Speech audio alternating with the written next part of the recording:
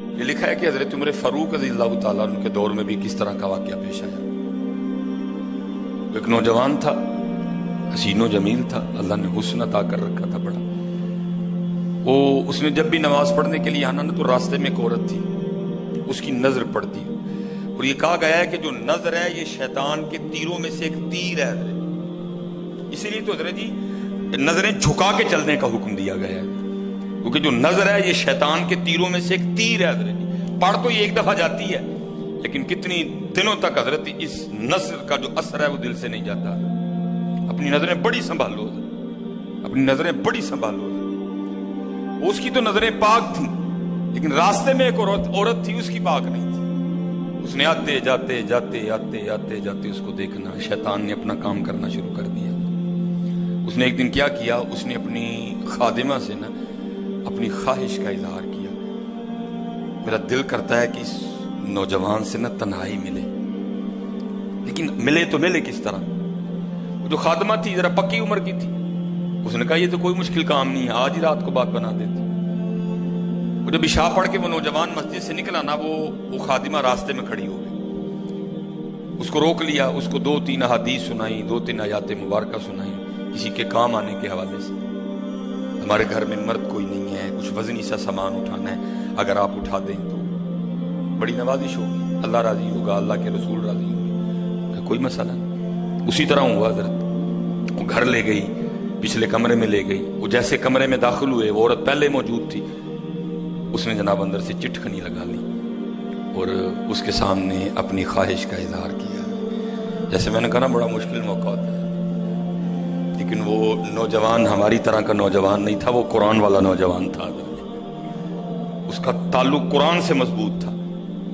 اس کو یہی آیت یاد آئی، وَلِمَنْ خَافَ مَقَامَ رَبِّهِ جَنَّتَانِ، جو اپنے رب کے حضور کھڑا ہونے سے ڈر گیا، موقع بھی تھا، طاقت بھی تھی، عمر بھی تھی، خواہش بھی تھی، پھر بھی ڈر گیا۔ نہیں نہیں نہیں، میرا اللہ دیکھ رہا ہے، میں کل اپنے اللہ کے حضور کون سا منہ لے کے جاؤں گا، کس طرح اللہ اور اللہ کے رسول کی بارگاہ میں کل جاؤں گا۔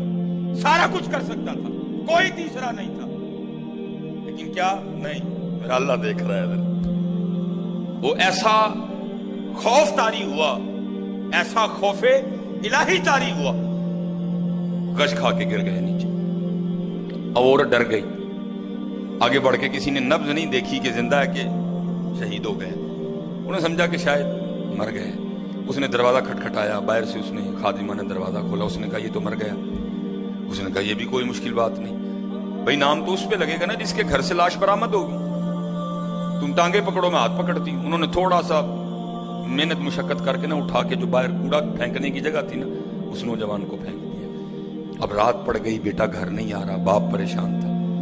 جب کافی وقت گزرا نا تو والد صاحب بیٹے کی تلاش میں نکلے، تو راستے میں کیا دیکھتے ہیں کہ وہ جو کوڑا کرکٹ پھینکنے کی جگہ ہے وہاں بیٹا پڑا ہوا ہے۔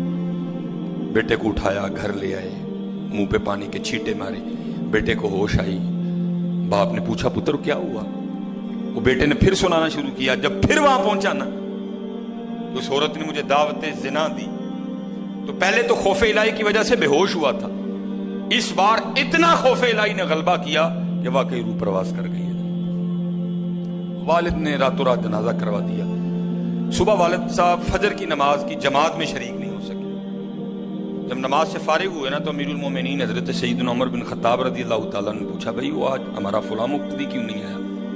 لوگوں نے ساری بات سنائی، حضرت جوان بیٹھا تھا، انتقال کر گیا، رات ہی کو جنازہ ہو گیا، شاید اس وجہ سے حضرت نہیں جماعت میں تشریف لا سکے۔ آپ نے فرمایا چلو اپنے بھائی کے غم میں شریک ہوتے ہیں۔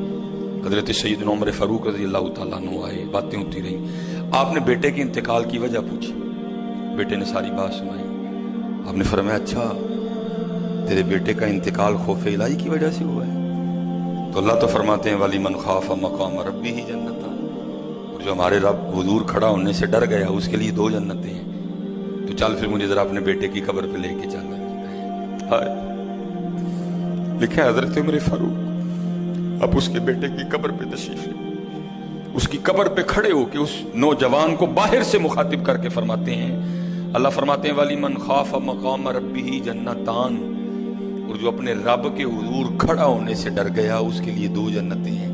اے نوجوان اب آگے تو بتا، اللہ نے تجھے 2 جنتیں دی کہ نہیں دی؟ تو لکھا ہے قبر سے جواب آتا ہے امیر المومنین، رب سچا، رب کا رسول سچا، رب کا قرآن سچا، میں جیسے ہی قبر میں آؤں اللہ نے مجھے 2 جنتیں عطا کر دی ہیں۔ بچو، اس سے بچو، اس دور کا سب سے بڑا فتنہ ہے، اس سے بچو، اور خود نہیں بچا جاتا، اپنے اللہ کے حضور بار بار گڑ گڑاؤ، یا اللہ سانو بچا لے۔ اور پھنسایا حضرت ہمیں انہوں نے اس طرح ہے، ہمارے معاشرے کو انہوں نے اس طرح کا بنا دیا ہے کہ یہاں زنا بالکل بری چیز نہیں سمجھی جا رہی، لوگ فخر سے بتاتے ہیں، یہ قرب قیامت کی نشانی ہے، لوگ گناہ کر کے فخریہ بتایا کریں۔ آج کا نوجوان فخریہ بتاتا ہے، میری اتنی گرل فرینڈز ہیں، آج کا نوجوان فخر سے بتاتا ہے یہ قرب قیامت ہے، یہ نشانی ہے قیامت کی۔ لوگ گناہ کر کے ڈریں گے نہیں بلکہ فخریہ بتایا کریں گے، ہاں جی میں یہ گناہ کر رہا ہوں اور اتنی جگہ کر رہا ہوں میں یہ گناہ، لیکن کیا ہوگا، نیکی مشکل ہو جائے۔ آج حضرت جی آپ دوسرا نکاح کر لیں، اللہ سنت ہے، قرآن میں اللہ خود کہہ رہے ہیں فَإِن تَابَ لَكُم مِّنَ النِّسَاءِ مَثْنَىٰ وَثُلَاثَ وَرُبَاعَ، پہلے کی تو اللہ نے بات ہی نہیں کی، بات ہی دوسرے سے شروع ہو رہی، مِّنَ النِّسَاءِ مَثْنَىٰ وَثُلَاثَ وَرُبَاعَ، پہلے کی بات ہی نہیں ہوئی، بات ہی دوسرے سے شروع ہو رہی ہے۔ جتنی مرضی گرل فرینڈ رکھ لیں آپ کو کوئی برا نہیں سمجھے گا، بلکہ لوگ آپ کے جانے کے بعد بڑا خوش ہو گئے یار بڑا رنگین مزاج آدمی ہے، لیکن حضرت آپ دوسرا نکاح کر لیں اسی وقت آپ لوگوں کے کاغذوں میں 2 نمبر ہو جائیں گے، پیکے بھی ناراض، سونے بھی ناراض، پرا بھی ناراض، سالہ بھی ناراض، ہیں جی، چھوٹا بھی ناراض، بڑا بھی ناراض۔ یہ کیا ہے؟ یہ قرب قیامت ہے۔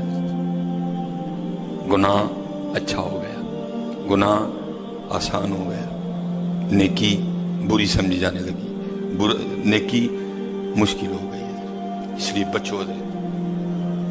اس کا طریقہ جو ہمیں ہمارے بڑوں نے بتایا ہے یہی ہے حضرت جی، روز سرگی اٹھو تے اللہ دے حضور رو، یا اللہ جے دن چڑھے آئے تے تیرے فضل نہ چڑھے آئے، جے چاڑے تے پھر ساڑی حفاظت بھی فرمائیں گے، سانو بچا بھی لیں گے، ساڑی حفاظت بھی فرمائیں گے۔ تو حضرت جی دنیا تو 4 دن کی ہے، جا رہی ہے، کالے وال مسافر ہوئے چٹیاں ڈیرے لائے، کالے وال مسافر ہوئے چٹیاں ڈیرے لائے، ویکھ محمد بخشا موت سے نہیں آئے۔ اور حضرت جی اللہ سب کو اپنی حفاظت میں رکھے۔ اگر کوئی اس گناہ میں پھنسا ہوا ہے، اگر کوئی اس گناہ میں پھنسا ہوا ہے تو میں کہوں گا کہ توبہ کر لیں سارے حضرت، کیونکہ حضرت یہ وہ گناہ ہیں کر تو ہم رہے ہیں لیکن اس کی سزا ہماری نسلوں کو بھگتنی پڑنی ہے، کیونکہ امام شافعی رحمۃ اللہ تعالی علیہ فرماتے ہیں زنا وہ قرض ہے جو لے تو رہا ہے لیکن چکائے گی تیری اولاد۔ زنا وہ قرض ہے جو لے تو رہا ہے لیکن چکائے گی تیری اولاد۔ اس لیے حضرت جی اپنی اولاد کے لیے، اپنی بیٹیوں کے لیے، اپنی بہنوں کے لیے گڑھے نہ کھودو، اس سے بچو حضرت۔